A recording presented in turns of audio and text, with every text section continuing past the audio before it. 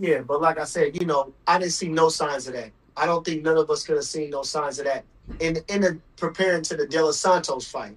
I don't know that. Maybe in the fight before that, in the camp before that, the guys might have had to counsel him about some things which I wasn't privy to and didn't hear anything about. But I know for the Dela Santos fight, I didn't see anything out of the ordinary for that fight. And like I said he was drinking so much that's why he couldn't make the weight. And I never even heard that he drunk. I didn't never seen him take a drink. I never heard that he drink or nothing. And to drink every day during a training camp the way we put him in is crazy. I don't know how he was able to sustain himself, for that time. And if I'm being honest, he wasn't 4 pounds overweight at first. He wasn't. So, uh, you know, he decided that it wasn't a thing he wanted. He decided he wasn't going to make the weight. So I don't know what that was a decision on him. Like I said, he basically said that. He couldn't make the weight. He said in other interviews, he said I could have made the weight. He said that even when he was after the De Los Santos fight. He said it. I just didn't want to do it. So it was basically on him. He didn't want to make the weight. So whether he blamed it on drinking, whether he blamed it on the mental aspect of things, he just didn't want to make the weight. Right. As you just heard, Bernie the boxer, Bernie Davis, co-trainer for now retired, legendary, Hall of Fame, first balloter. Once he officially is up for voting, now that he's retired, 5-division world champion, 3-division undisputed champion, the pound-for-pound former king, Terence Bud Crawford. Terence Crawford retired, 42 wins, no loss, no draw, 31 big wins by way of knockout. With that said, Terence Crawford's success and the way he goes about things and the way Bernie the boxer, Bernie Davis, Coach Red, and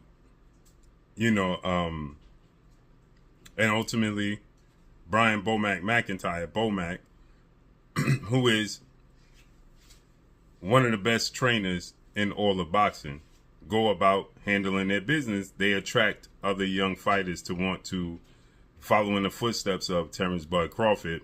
One in particular is Keyshawn the Businessman Davis, Olympic silver medalist, former WBO lightweight world champion, undefeated superstar boxer, who is now 13 wins, no loss, no draw, 9 wins by way of knockout.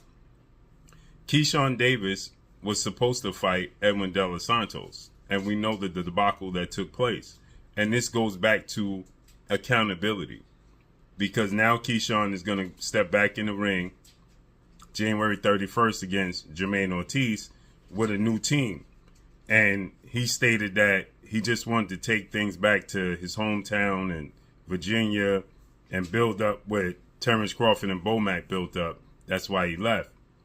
And as you heard Bernie state, that revealed something very interesting, that Keyshawn, we know, missed weight by 4.5 pounds with Edwin Dela Santos. 4.5 pounds, was stripped of the WBO title. The fight didn't manifest, didn't go through. Then he got into the whole confrontation with Nair Albright after Nair Albright beat his big brother, Kelvin Davis, in Nair Albright's locker room. And what I was saying then is that Keyshawn Davis and the people around him need to hold him accountable, period. He needs to hold himself accountable, and the people around him need to be held accountable. As Bernie just revealed, and he didn't do it with malice.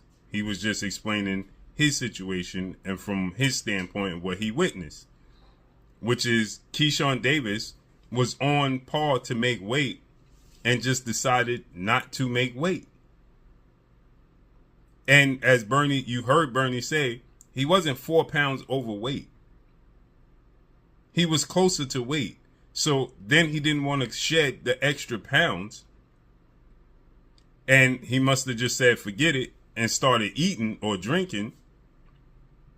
as he said, he was drinking in camp. And I'm not even talking about alcohol, just fluids. Because we know you got to limit the amount of fluids you intake and the food you intake. So he started eating and drinking, and that's why he was 4.5 pounds overweight. So, which means that he was closer to actually making the weight, but decided he didn't want to go through the procedures to continue to cut the weight, and decided to throw his hands up and say, forget it, and purposely miss weight. Because he thought it was going to be like when he fought his last fight and his opponent came in and missed weight, right? Which was completely diabolical and unprofessional. And Keyshawn accepted the fight still and got a second round knockout. And Keyshawn Davis thought that it was going to be the same situation for him. And it wasn't that. Because Edwin Dela Santos then decided they're not taking a fight. Because they felt like Edwin Dela Santos and his team, they stated this. They said that Keyshawn Davis purposely missed weight. That's what they stated. And because they feel like he purposely missed weight, they wasn't going to take the bait and take the fight. They said that. And now Bernie is co-signing that by saying he was on par to make the weight and then up and decided not to make the weight.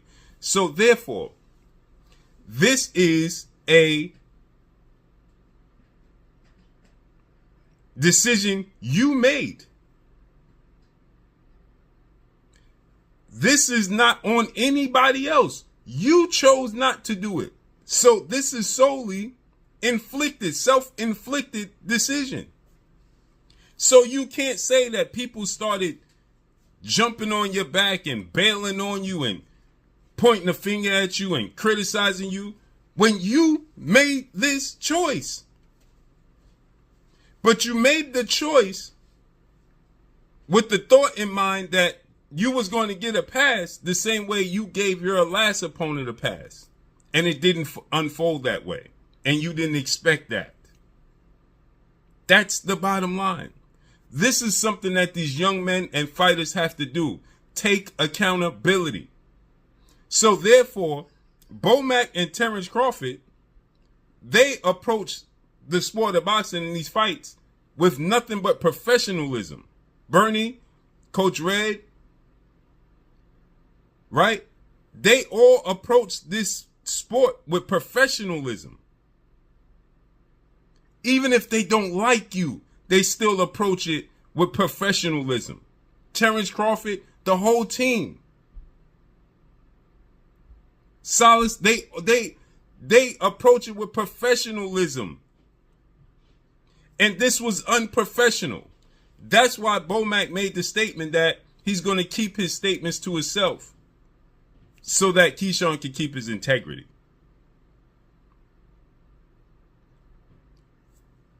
I hope Keyshawn Davis truly learned from this situation. And I hope Keyshawn Davis understands that he has to hold himself accountable. And for all the things that's going on around you, it's self-inflicted. It's nobody else is doing it. And guess what? For every action, there's a reaction. If you are doing things such, you got to expect people to criticize you, and you got to accept the criticism because you made the decision, period. So he got this fight coming up against Jermaine Ortiz. Hopefully he understands the mistakes he made and he self-corrects it, period. But let me know what y'all think, man. Follow me on Instagram at Blue Blood Sports TV, or one word, I'm gone. Peace.